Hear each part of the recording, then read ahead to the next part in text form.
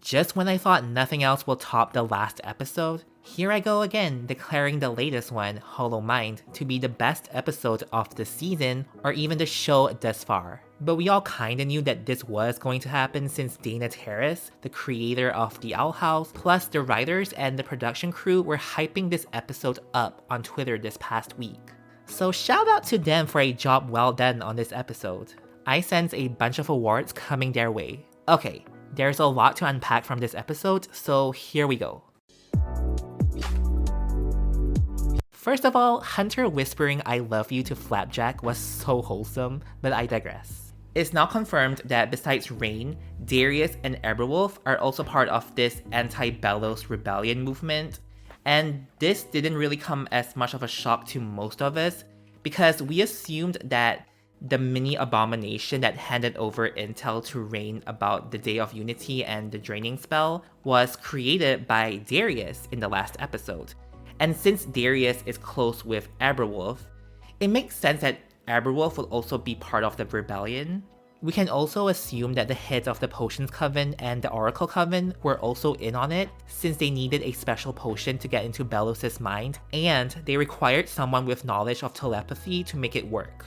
As for the other two head witches besides Terra, because y'all know Terra is probably pro-Belos at this point, but it's hard to say where they stand since we don't know anything about them, and we haven't properly seen them do anything but exist. As the episode progresses in Belos' Mindscape, Luz discovers that Emperor Belos is actually Philip Wittebane, and she's been manipulated by him this whole time to do things like aiding him to find the Collector and rebuilding the portal door. Not only that, Hunter finds out that he's actually part of a long line of Grimwalkers whom have all been killed by Belos for disobeying him. And of course, no shockers here, Belos has been making up huge lies about his past. I think what irked me the most was seeing all the paintings which led to Belos' old memories, particularly the ones which showed how all the previous Golden Guards died, like them turning into stone and being sucked into the ground. Poor Hunter, he has gone through so much.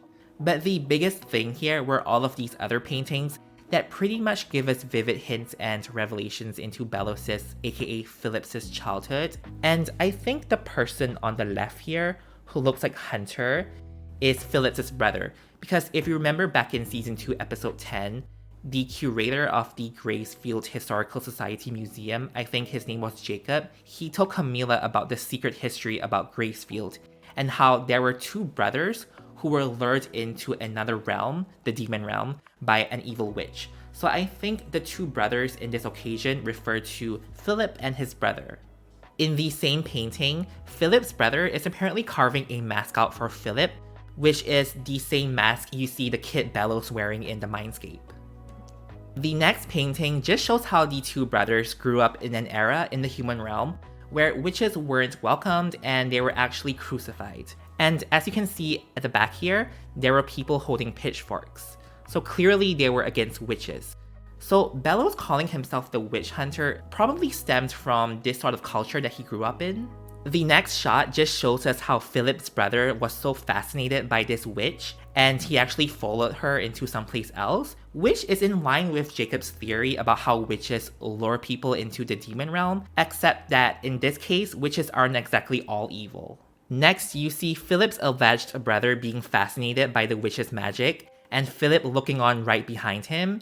And it is rumored that the witch in this painting was actually part of the Clawthorn lineage, which might also explain why the Coven leaders were deducing that the only way to stop Belos and his evil plans on the Day of Unity is the Owl Lady, who is Ida in this case.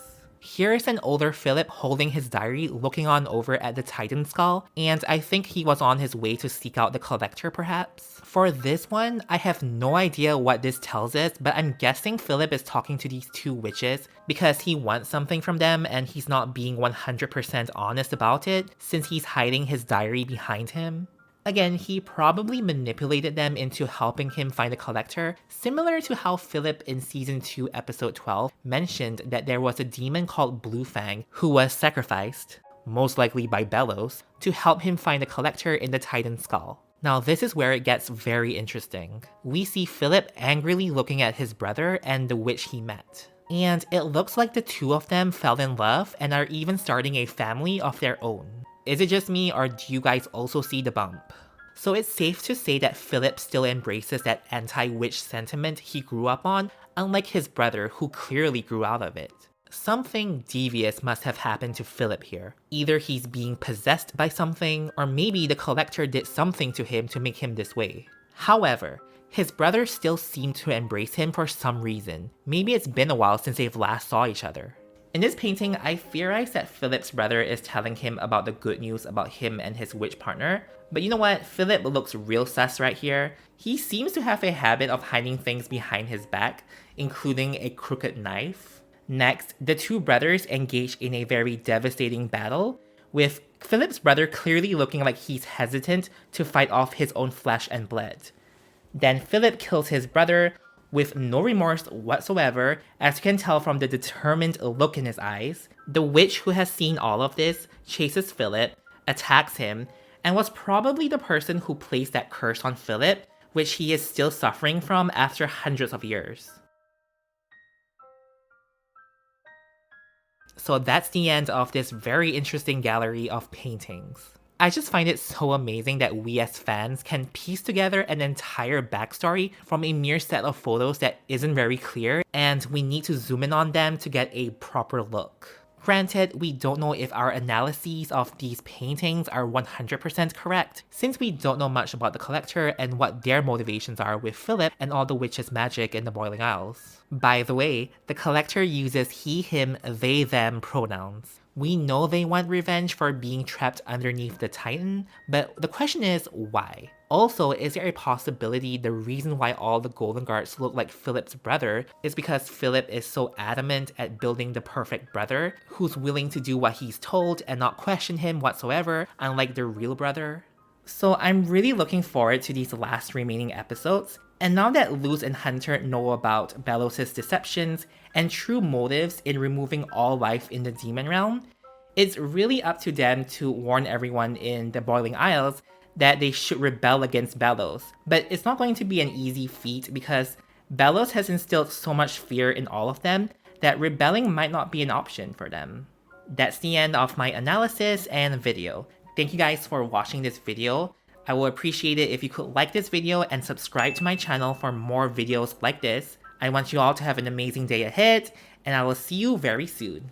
Bye!